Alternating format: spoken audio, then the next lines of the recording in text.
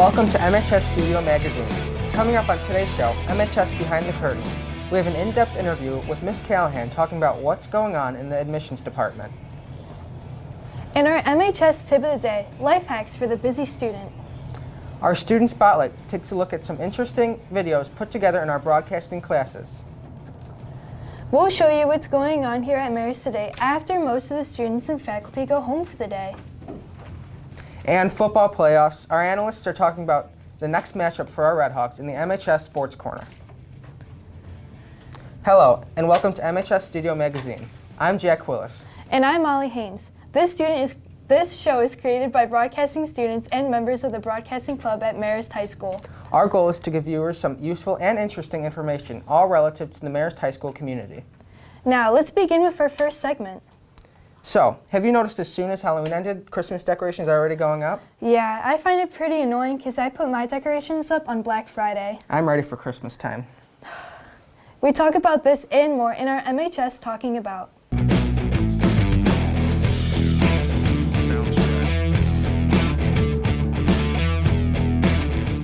I would start listening to Christmas music 2 weeks after Halloween, and then after Thanksgiving put up my decorations. I would probably put up my decorations in like the middle of November. I go full swing Christmas the day after Halloween. Everything goes up, Christmas tree, music starts playing. I don't know, because I'm hoping that Christmas comes sooner because then I get off of school. I think the perfect time to get ready for Christmas is the second week of November because it's right after Halloween and it's like kind of in the middle of everything. The perfect time to start celebrating Christmas and all the different decorations is when Thanksgiving is over. I would say the time to put up your decorations and start listening to music would be the day after Thanksgiving, because then a lot of people are starting to buy gifts and it's finally time to get into like the winter holiday season. Yeah, it's a rule in my family, no Christmas till after Thanksgiving, so everything after Thanksgiving. Our next segment is called MHS Behind the Curtain, where we dig deeper and get to know members of the Marist community. Today we talk to Ms. Callahan. She tells us about what's going on in the admissions department.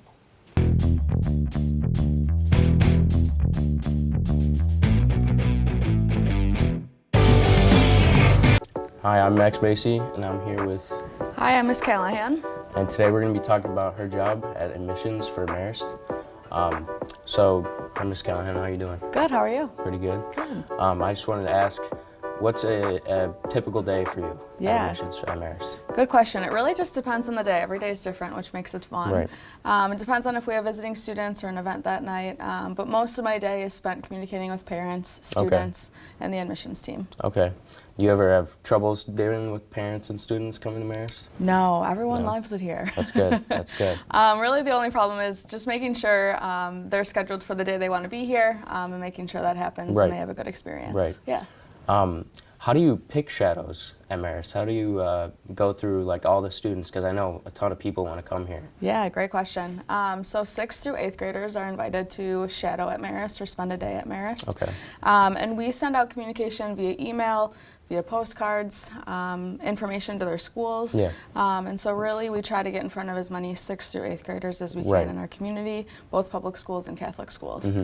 So anyone 6th through 8th grade can attend Shadow Day. And can I ask why 6th and 7th grade should come and not just 8th? Yeah, good question. I think students and families are starting that high school decision process earlier. We're lucky to live in an area where we do have a choice in a Catholic high school, which is unique and provides a lot of opportunities for families. And so as early as we can get them on campus, whether it be sports camps, broadcasting camp in the summer, or a shadow day, 6th through 8th grade, I think is really important. And I know for me, when I came to Marist, they started asking me about sports pretty early. Is there any people that come just for sports, or is it all academic? Yeah, good question. I think a lot of students in grammar school, sports and athletics is such a big part of their experience, and so when they're looking for a high school, that might be something that they look for. But as we know, as your 4 years in high school progress, you might not continue that sport for all 4 years, and so we want to make sure that they know about the academics and the co-curricular or extracurricular activities that are here too. That's interesting. How would someone go about coming to shadow at Marist? Is there a lot to go through, or is it easy? It's pretty simple. So we have an online registration form that they can fill out, and then they can request sophomores or freshman students at Marist as well if they know somebody. Otherwise, we ask them to list some of their interests, and then we'll pair them based on their interest at Marist. Right. Yeah. I think you guys do a pretty good job here at Thank you. Pairing people, because I remember when I first came here, they switched the pairing because I had a girl at first, and they wanted to switch it to a guy. Yeah. So it was a split second before I was with someone new, and that's it great. was really good. Yeah, thanks for that feedback. Mrs. Skolitsky does a great job. She helps pair all the students. Okay, that's good. Is there anything you would feel you could change for the shadow days? Is there anything, maybe something they could do during the day versus just sitting in class or anything like that? Yeah, good question. We're always looking at our events and trying to figure out, are there things that we should change? I think the Shadow Day is a really good opportunity to see what it would be like to be a Marist student. Right. And classes are such a big part of that. What we are doing this year to change it up a little bit from last year is having the Shadows meet with us in the main gym versus in the theater in the morning. It provides a little bit more space, a little bit higher energy. Especially for coaches and for club moderators to come in and maybe meet with students and just have more space to do so. So we're always tweaking a little bit, but I think overall it provides a great opportunity for students to see what Marist is all about. Always changing it up. Yep. Yeah, I think Marist is really good at, switching things every year, and I don't know what you're in charge of with that, but I know that there's a lot of things changing every year. Yeah. Keep things interesting, right? Exactly. Is there anything you would want to say to any incoming shadows coming to Marist? Yeah, I would say, like I said before, we have a unique opportunity to have a choice in your high school. Right. And so I always tell students, make sure that you come to Marist a couple of times if you need to. Yeah. Visit other schools. So when you make that choice in your high school, you're confident and you're comfortable with that decision. And you know that when you test here on December 7th, that you've made the choice that is the best fit for you and for your family. And how do you, can you come to school a ton of times, or is it only one time you can shadow? Is there separate days? I know it's only Friday, but I've seen shadows come, different days. Yeah, so we like to have students or shadows come on Friday, just so it's not as disruptive every day throughout the week for teachers and for students in the classroom. But they can certainly come on other days if they want to. And then we don't put a limit on how many times they can be here. Right. But I would have them talk to their family and to their school so they're not missing every single Friday to be at Marist. We would love that, but that's just not doable for every kid. Right, yeah. And I know I've shadowed a few students before. I've shadowed my cousin who's interested in coming here. Yeah. If someone's interested in shadowing someone they know or just in general, is there a way you could go about doing that? Yep, so they can register online or they can call our office and we can set them up with that shadow day. Okay. Yeah. All right. Yeah. All right, well, thank you for having me today. Yeah, thanks for having me. Yeah. This was fun. I always like talking about our job and the great ways that we can get future RedHawks here to Marist. Well, that's it on Marist Behind the Curtain. I'm Max Macy. Now to our next segment, when we take a look at what's going on here at Marist after most of the students and teachers go home for the day. Here's a look at today's activities in our latest installment of MHS After Hours.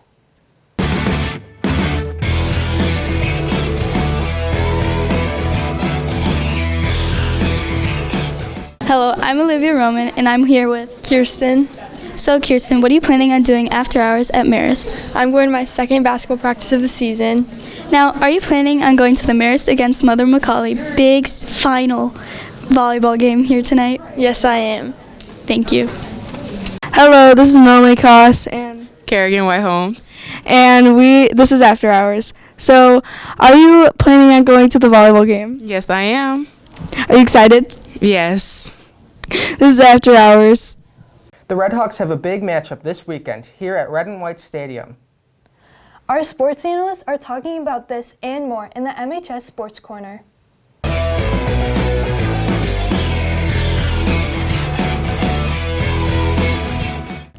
Hey RedHawks, welcome back to MHS Sports Corner. I'm Philip, that's Pat to my right.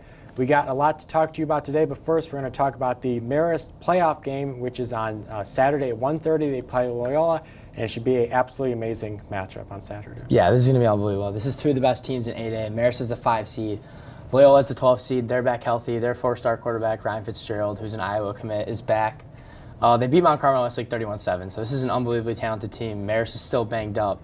But I think if we can really run the ball with John McAuliffe efficiently, I think we can still come out and get a win and move on to the third round. Yeah, it should be a very, very exciting second round of the playoffs for the RedHawks. Obviously, it's going to be a very close game. RedHawks are at home, so they have the home field advantage at Red and White Stadium. But it should be a great matchup, and I think a lot of people around the school are looking forward to it. It should be a huge turnout. It really should. Yeah, there's going to be a lot of people there on Saturday, and it should be a great matchup, like you said. I think they really have to stop Fitzgerald for Loyola. I think that's 100%. Kind of a big key for them. He's an Iowa commit, like you said. I think really key because I think it's going to be a high-scoring game because both offenses are really good. Yeah, if they can limit Fitzgerald's ability to just throw the ball through the air, make big plays, I think they really can get a win this week. Our DBs have been great all year, so they just got to keep going. Yeah, 100%. Next up, we're going to turn to Chicago sports. We have the Bears right now. They're sitting at 4-4. A really tough loss for Arizona last week in Arizona. They really got blown out there. They came out with a really devastating loss versus the Commanders, and we'll see what happens. But the season really looked, from being 4-2, looking really positive, to then losing two really heartbreaking games, which just really kind of turns it on his back. It's been a really rough patch for the organization and for Bears fans. I think you look at the offense has come out flat both of the last 2 weeks, under 100 total yards, both versus Washington and Arizona. I think the big problem for me is Caleb just does not have time to throw. Yeah. In that Arizona game, he had 16 different Cardinals who pressured him, and that just cannot happen. Yeah. Yeah, the offensive line, like you said, has really struggled. That was kind of I think, positional group that, people weren't 100% sure on going into the season. We obviously knew Bears had, a bunch of weapons in Dunze, Keenan Allen, DJ Moore. But that was the one group that I think people really questioned going into the season. And it has affected them, and I think another kind of big problem is the coaching. I think people were talking about throughout the last week or whatever, where Bears probably should have made the decision last offseason to go with a different head coach just to start out the new Caleb Williams era. They choose to stick with Eberflus. Now maybe they can turn the season around. They got a pretty bad opponent, the Patriots, coming up this Sunday, but the coaching is, I think, really big key on why they lost those two games. You lose a miracle on 2 Sundays ago, and then this Sunday you just get beat down in Arizona, where you should be probably going 100% because you're locked in, focused after that. I totally agree. Miracle on. I think Matty Rufus has just made a ton of unbelievably dumb mistakes this season, and it's really cost the Bears, and especially when you're in such a tough division, the NFC North, to then just make these dumb mistakes where you could be 6-3 easily. It's really frustrating to watch. Yeah, they got a bunch of divisional games coming up, so I mean, we'll see. But like you said, the division is really good, and the Vikings, Packers, and Lions, who are probably the top NFC team right now. So we'll see where the Bears season goes from here. But I think the big thing you have to look for is Caleb Williams' improvement, and that he's the guy. And I think you know what I mean? This week, New England, he does tend to beat up on bad defenses. So I think it is a good chance for the Bears to get back in the win column at home to get to 5-4. So we're going to move on now to the Bulls right now. They're 3-5 sitting right now. They just lost a pretty tough game to the Timberwolves yesterday night. What do you think comes from their season? Some of their players have looked good, but it seems like it's going to be another bad to mediocre year for the Bulls. And what do you think they need to do as an organization? Because this year they're probably not going to be amazing or whatever. What do you think they need to do in order to get back to being like a legit team? Yeah, I honestly think there wasn't high expectation for the Bulls this season, but I think it really is time to just fully blow it up and go into the rebuild. I'd like to see Zach LaVine get moved at the trade deadline this year. I'd like to see Vooch get moved. I hope Modest Pizzella starts getting more minutes, Dalen Terry, guys like that, that we need to see develop. We did it with Kobe. We need to keep doing that. And then from there, it's just how can we develop this team in the offseason through the draft. Yeah, I agree. It's, I think, really important to be able to hit on one of those top picks in the lottery. You get Patrick Williams a few years ago, but I mean, he hasn't been anything what people expected him to be.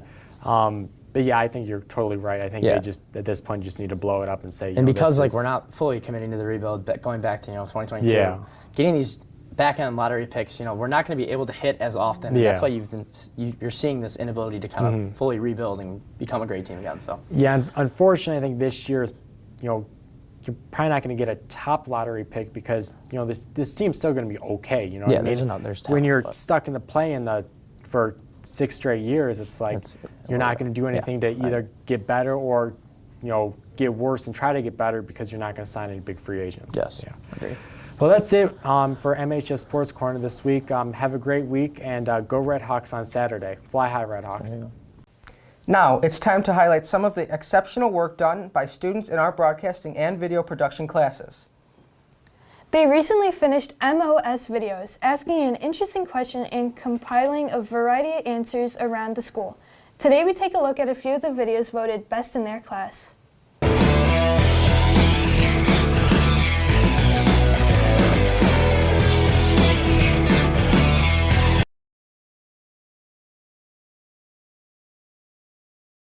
The people, it's the teachers, the coaches, and the club moderators that give our students such a great experience here, whether it's in the classroom, on the playing field, or getting involved in those clubs and activities. All the people I met and how nice they are. Playing volleyball here and being able to be on the court after school. Community, just the feeling that everybody's always got your back and looks out for you and really truly cares about you just as a person and what's happening with you in your life. Sports, especially the basketball. This is students. I get to be with my friends every day and learn. Our sense of family spirit, because I really feel like we all have each other's backs here, and we work hard and we play hard, but most importantly we try to do everything together with this incredible sense of spirit and unity. Marist is the academics and the classes. The chocolate chip cookies in the cafeteria. Unbelievable. The people, especially Father Tom Hurley. The camaraderie that I am able to have with the students.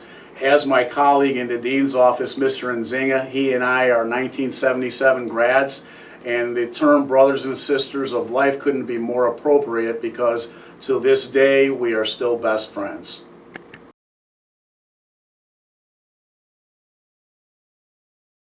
If I could swap bodies with someone, it'd probably be him, because he know where I live and everything, so he'll probably take care of me.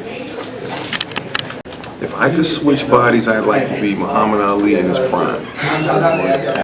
If I had to swap bodies with anyone, it would be Diddy, because he's a really cool guy and I love him. If I could switch bodies with somebody for a day, I think I'd be Hulk Hogan. Sauce Gardner, so I can be in the NFL and make a lot of money. If I got to swap bodies with someone, it would probably be like someone like Spider-Man or something, so that I would have like cool powers or like a superhero. I would swap bodies with LeBron James because he's my king. Okay, I think I would be maybe like one of the millionaires and millionaires, like Warren Buffett and Steve Jobs. The person I would swap bodies with is Beyonce. If I could swap bodies with anybody for a day, if it's not Mr. Carr, it would definitely be Jason Momoa and Alex Carr.